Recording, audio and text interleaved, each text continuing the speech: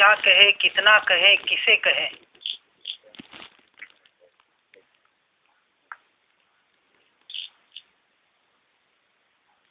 बस ये जिस ज्ञान स्वभाव की हम बात कर रहे हैं, निरंतर अपने उपयोग को उस ज्ञान स्वभाव के लाने का पुरुषार्थ करो।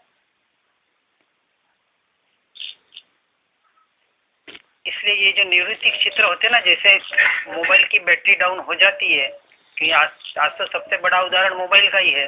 हर के हाथ में, हर जने के हाथ में करीबन मिल ही जाता है कोई विरलेजू जो नहीं वापरते हैं। अब आपको बताओ, मैसूर में एक परिवार ऐसा है जिसका शोरूम ही पूरा इलेक्ट्रॉनिक्स का। किसका? इलेक्ट्रॉनिक्स। सारे टीवी, सारे प्रकार के मॉडल, सारे कंपनी के मोबाइल्स, होम अप्लायंसेस, और उसके घर में मोबाइल है लेकिन सिंपल, विदाउट इंटरनेट वाला। टीवी है लेकिन सिंपल, और वो भी मात्र दूरदर्शन। चैनल कौन सा? वो जिसके भी वास्ते, भले उसमें से दूरदर्शन वाला भी थोड़ा एंटरटेनमेंट देता है, सात्विक देता है, क्षण क्षण के देता है थोड़ा, क्योंकि उसके कंट्रोल से। तो ऐसे भी जीव देखने को मिलते हैं, नहीं ऐसी नहीं कि जिसकी दुकान हो कि कभी भी ले जाके वहां लगा सके, कर सके, कुछ भी कर सके, फिर भी नहीं। और जॉइंट परिवार, चौथी पीढ़ी अभी उनकी साथ में चल रही है, करीबन 25 से 30 मेंबर है अभी घर में उनके, और फिर भी एक छत्र राज चल रहा है। पुराने जमाने की याद आ जाती है, क्योंकि आज ऐसे, ये मतलब क्या, उदाहरण के देने के लिए ही लोग रह गए हैं। आज दूसरी पीढ़ी भी टिकना, पहली पीढ़ी टिकना मुश्किल हो गई है, दूसरी की तो बात ही बहुत दूर हो जाती है। खैर, जहां भी जा रहा है ये तो जाता रहेगा, चलता रहेगा। संसार એવું જ થાય છે અને એમ જ થશે, नहीं तो संसार क्या है। पर इस संसार की असारता को देख देख के भी यदि हम जागरूक नहीं हुए तो हम आत्मार्थिक कहने के लायक नहीं है। अब लायक और नालायक की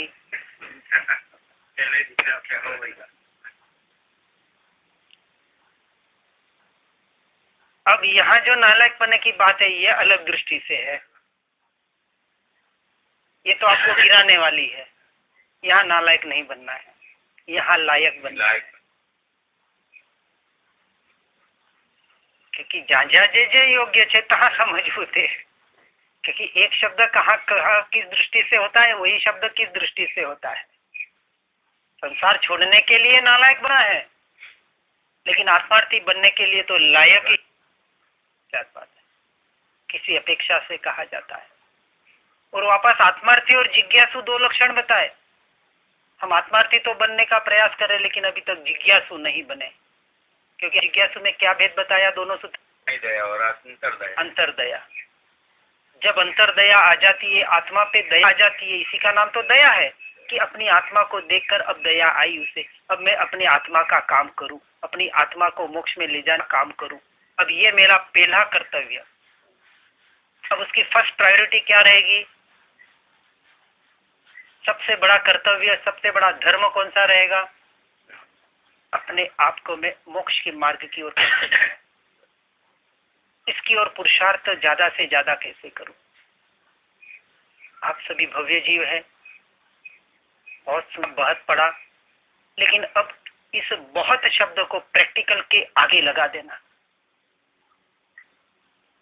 ज्यादा से ज्यादा विज्ञान का प्रयोग करने का प्रयास करना, ज्यादा से ज्यादा आत्म स्मृति का, विस्मृति नहीं स्मृति का प्रयास करना, कि निरंतर उपयोग आत्मा की ओर, मेरी ज्ञान स्वभाव की ओर कैसे जाए।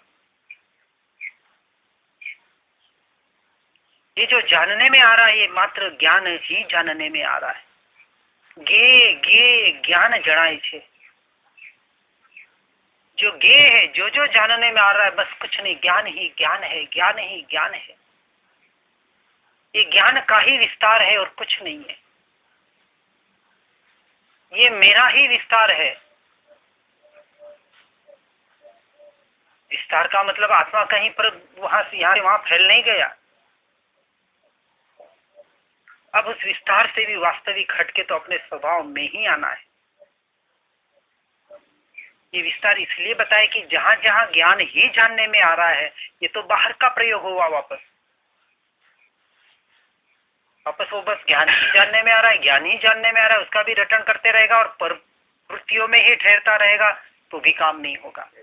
दृष्टि तो अंदर की ओर ही करनी पड़ेगी, भावों को अपने भीतर की ओर ही ग्रहण करने पड़ेंगे, ले जाने पड़ेंगे, भाव भाषण करना ही पड़ेगा।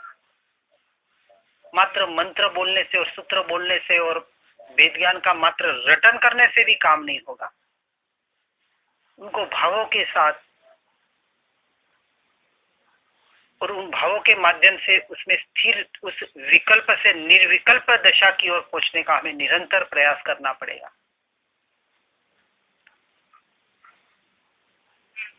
आप कुलचंद शास्त्री से वैसे मिले हैं, उनके दो एक ऑडियो है, एक भाव भाषण और चिंतन। एक ध्यान के प्रयोग भी कह सकते हैं उसको, कि इसको बैठ के हम उसका चिंतन करते करते कि वास्तविक आत्मा क्या कर रहा है और आत्मा उसे जानने के पास है चाहिए तो उसका आप ब्लूटूथ से ले लेना उसको। रामजी भाई के तो मैंने डाल दी है। हाँ, सुन रहे थे?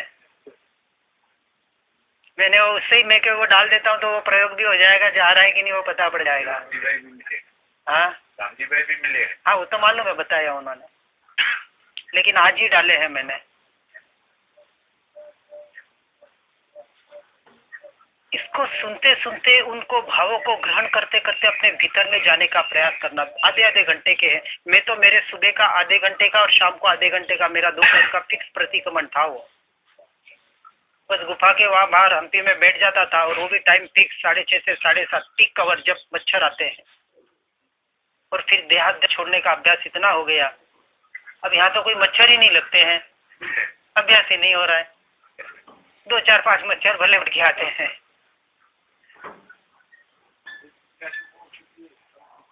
अनुकूलता के लिए तो अच्छा स्थान है आपको प्रयोग करने के लिए, क्योंकि हमारे वहां तो 50-100 मच्छर तो कम से कम बैठते हैं, तो थोड़ा अभ्यास अच्छा होता है। ये राग है, सूक्ष्म राग ही है, लेकिन हमारे जीव की एक योग्यता, हमें इसके साथ भेद ज्ञान, क्योंकि मैंने जब विहार किया, यहाँ से बेंगलोर गया था, मैंने बेंगलोर से इंदौर जो गए साल प्रवास किया मैंने 2000 किलोमीटर का पैदल, और उसमें जो एक एक अनुभूतियां आई, क्योंकि उसके पहले मेरा सारा अभ्यास हो चुका था, उसके सारे प्रयोग मैंने हम्पी में कर लिए थे, और उससे अच्छे अच्छे प्रयोग, कहाँ सोना, कैसे सोना, जहां मिले वैसे सोना, सच्चा साधु बनने का प्रयास किया था, किसी का आलम्बन ले नहीं लेना, किसी हमने, क्योंकि मेरे गुरु भी ऐसे भले व्यवहार से थे, आत्मार्थी नहीं थे, पर व्यवहार में भी एकांत, यानी एक ऐसे अध्यात्म दृष्टि से, जिसको हम व्यवहारी अध्यात्मी कहते हैं, कि एकांतवास उनको भी अच्छा लगता था। और उन्होंने 6 महीने विहार किया। उन्होंने कहा जैसा आप कहेंगे वैसा रहेंगे, आपकी तैयारी तो मुझे क्या है।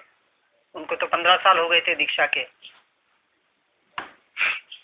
हमने कहीं किसी को रात को रुकने के लिए कभी नहीं कहा किसी संघ वाले को। बाकी संघ वाले व्यवस्था करते हैं रहने की, खाने की, पीने की, टिफिन वगैरह ले जाते हैं, आगे की व्यवस्था। हमने कहा जहां आप व्यवस्था करेंगे वहां हम नहीं जाएंगे, न तो वहां रुकेंगे न वहां खाना खाएंगे। हम हमारे हिसाब से व्यवस्था हमें करनी है। और विचरे उदय प्रयोग वास्तविक हमने इसको, मैंने तो इसको अपने जीवन में अपनाया था और 90% में सक्सेस हुआ। 90% जो जैसा मिला वैसा स्वीकार किया मैंने।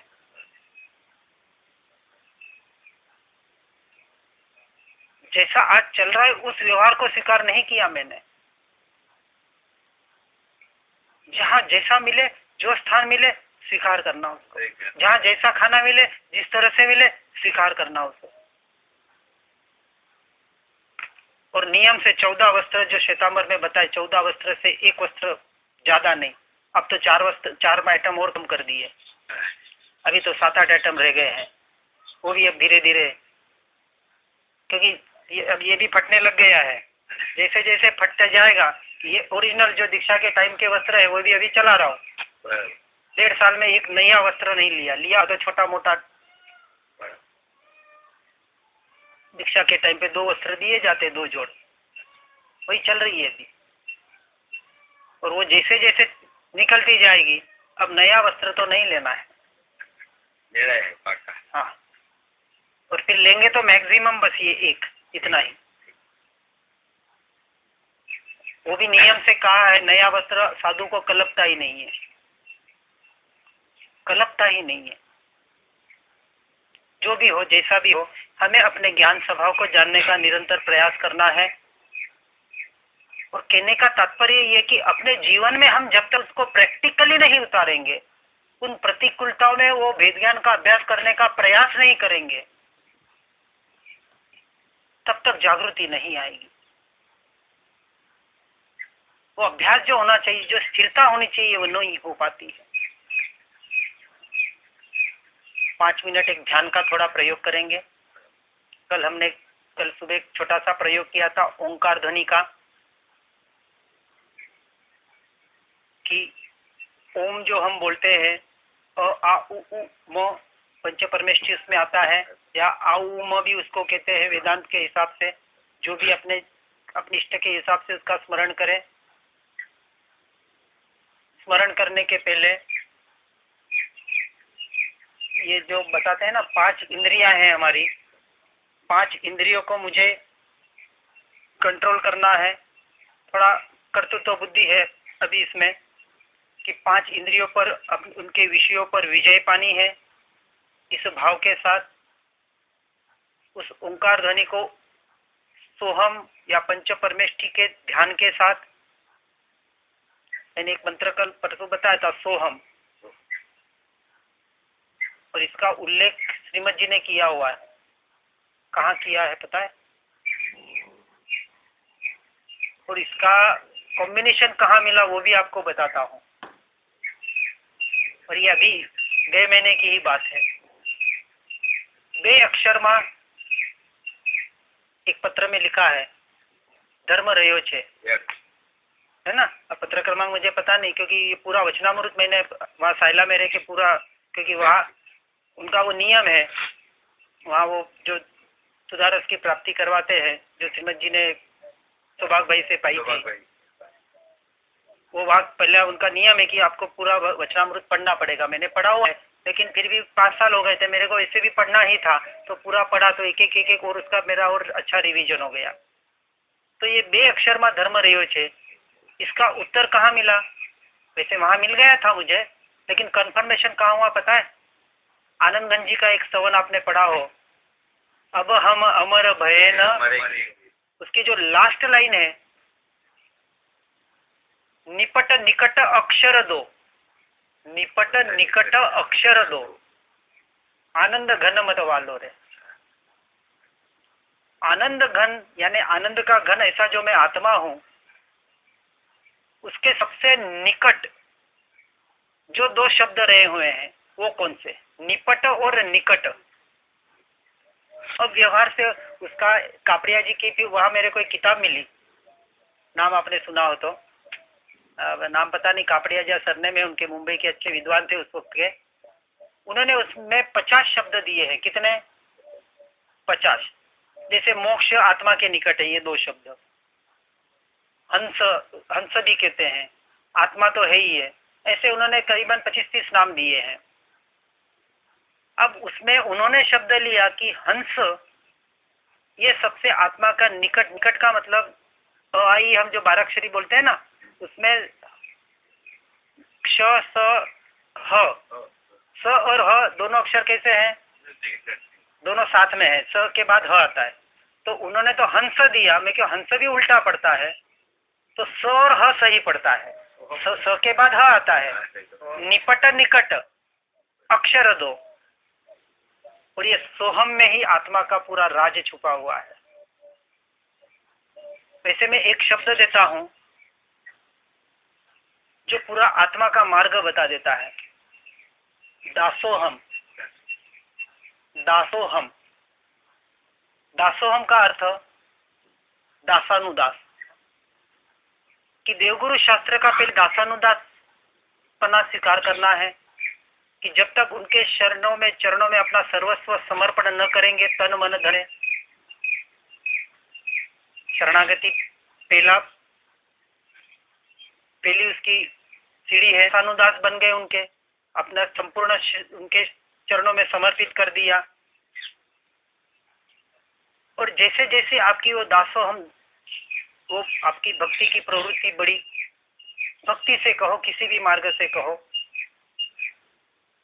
आपको इस बात का अनुभव होते जाता है कि दासानुदास जैसा स्वीकार किया, जैसे आपके भक्ति, जैसे जैसे आपके भाव बढ़े, तो आगे एक स्टेज आती है कि जहां दा निकल जाता है।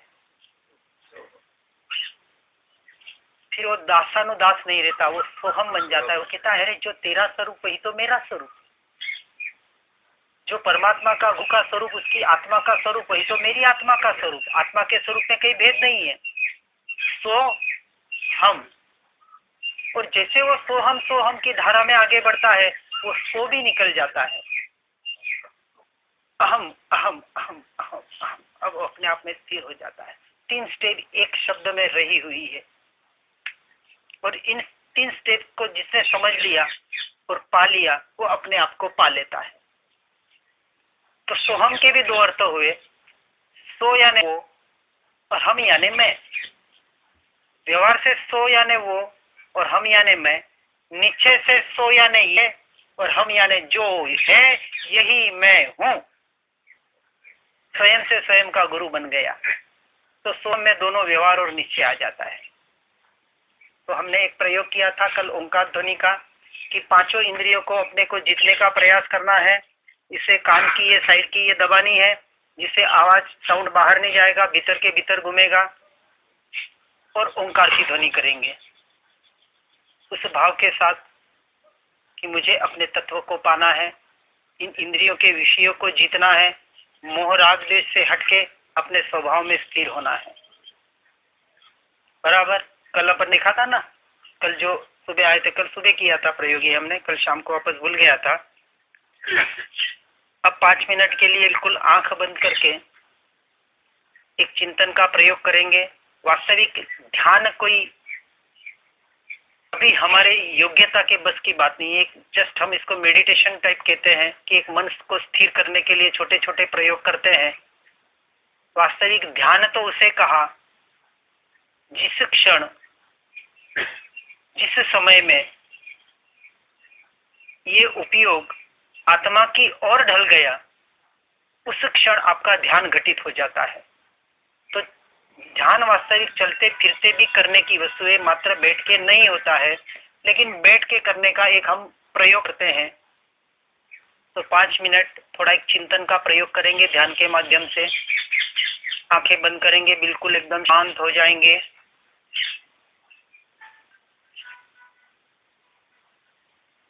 गहरी सांस लेंगे, गहरी सांस छोड़ेंगे।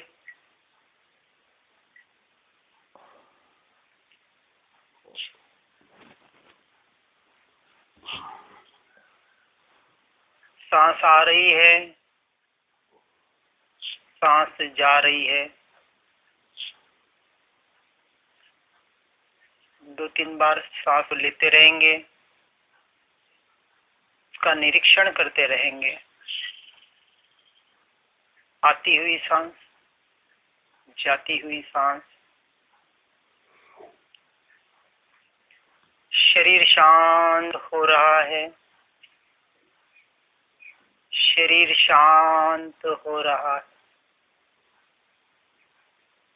शांत हो रहा है। शरीर को एकदम ढीला छोड़ देंगे, कोई स्ट्रेस नहीं।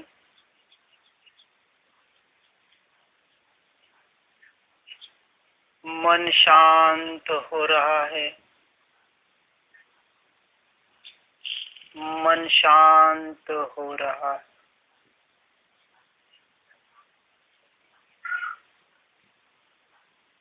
श्वास शांत हो रही है, श्वास शांत हो रही है।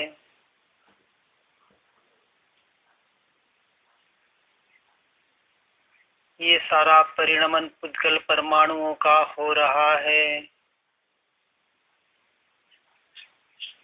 मैं उसे मात्र जानने वाला हूँ।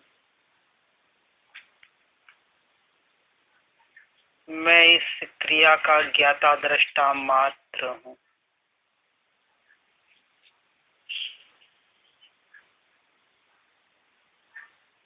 सांस भीतर आ रही है तो मेरे में कहीं नहीं आ रही। सांस बाहर निकल रही है तो मेरे से कुछ नहीं निकल रहा।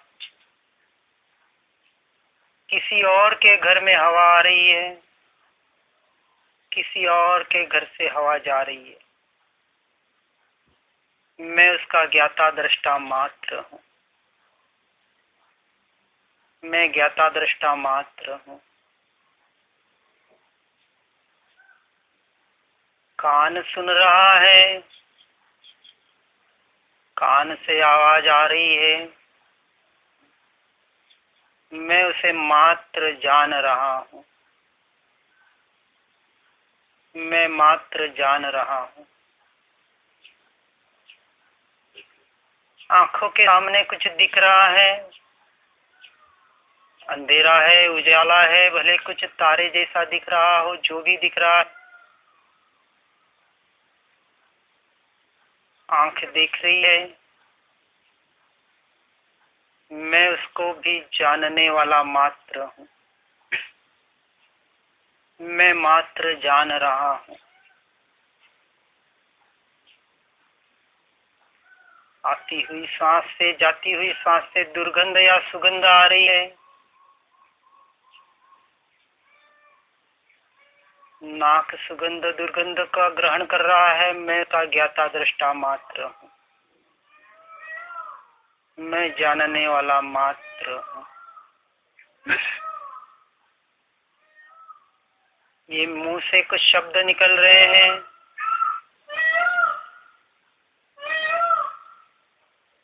ये भाषा वर्गणाओं का परिणमन हो रहा है। या जब भी कुछ चखता हूँ, खाता हूँ, जिस रस का स्वाद होता है उसका मैं ज्ञाता दृष्टा मात्र हूँ। मैं उसे भी जानने वाला मात्र हूँ।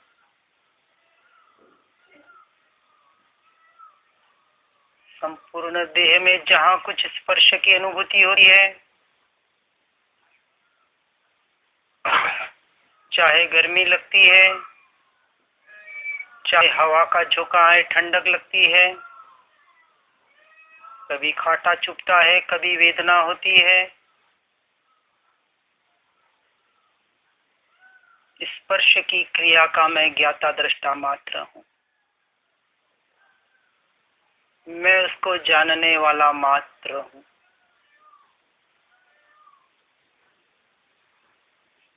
ये मन कहीं भटक रहा है, मन में संकल्प विकल्प हो रहे हैं, इससे मुझे कुछ लेना देना नहीं है। मन मन का कार्य कर रहा है, मेरा कार्य तो मात्र ज्ञाता दृष्टा भाव है। देखना और जानना यही मेरा कार्य है। मन भटके तो भटके, मैं कहाँ भटका। जो भटकता है उसको मैं जानने वाला मात्र हूँ। मैं ज्ञाता दृष्टा मात्र हूँ। पांच इंद्रिय और मन से जो भी क्रिया होती है, जो कार्य हो रहा है, उसको मैं जानने वाला मात्र हूँ।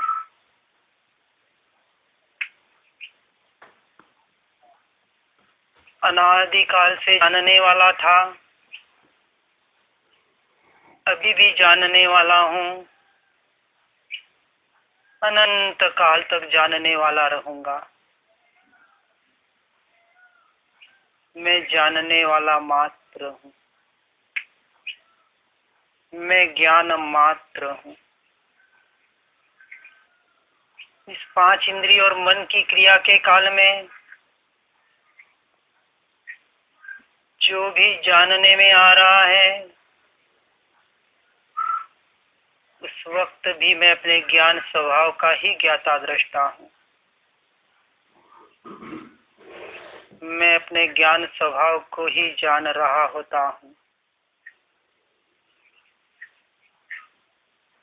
आज दिन तक मैंने पर को जाना ही नहीं, पर जाना ही नहीं। मैं निरंतर स्वयं को ही जान रहा हूँ। मैं निरंतर ज्ञान स्वभाव को ही जान रहा हूँ। मैं अपने आप में ही हूँ। आज दिन तक मैं अपने स्वभाव को छोड़ के कहीं गया नहीं, कभी जा सकता नहीं। मैं निरंतर अपने स्वभाव में ही रहता हूँ। मैं निरंतर अपने स्वभाव का ही भोगता हूँ। मैं अपने स्वभाव को ही भोग रहा हूँ। मैं अपने स्वभाव का ही भोग रहा हूँ। मैं अपने स्वभाव में ही हूँ। मैं अपने आप में ही हूँ। मैं स्वयं से स्वयं को ही जान रहा हूँ। मैं ज्ञान मात्र। मैं एक अखंड त्रिकाली ध्रुव तत्व हूँ। मैं ध्रुव मात्र हूँ, चैतन्य मात्र, ज्ञान मात्र।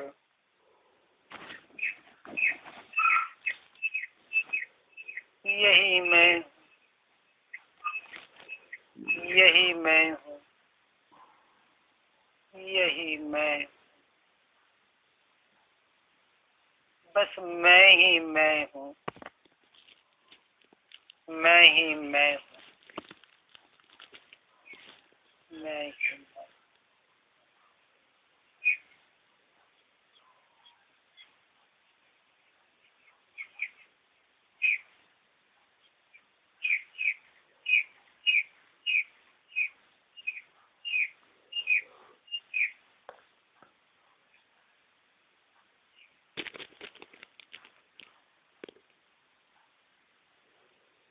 अपूर्व शांति।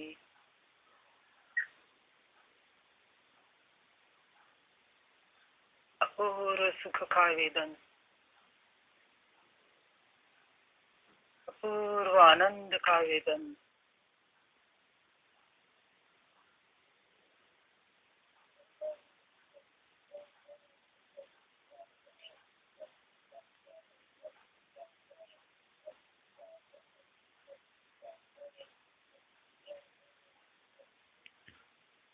ओम शांति शांति शांति।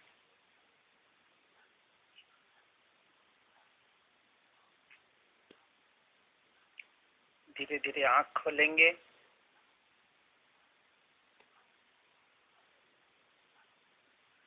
अपने स्वयं का होने का एक एहसास भीतर में जागृत करें। इस शरीर से न्यारा ऐसा कोई विरला पदार्थ, एक द्रव्य, उसी भावों के साथ अनुभूति करने का प्रयास करें। एक अद्भुत शांति का अनुभव करें। एक अद्भुत भीतर के आनंद का अनुभव करें। वही परमात्मा है, वही मैं हूँ। मैं आत्मा ही परमात्मा।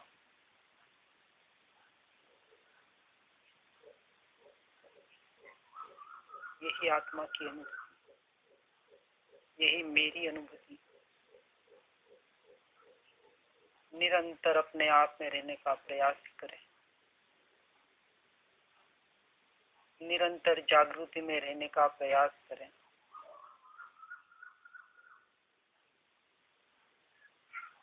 ओम नमः। विशुद्ध आत्माओं को प्रणाम।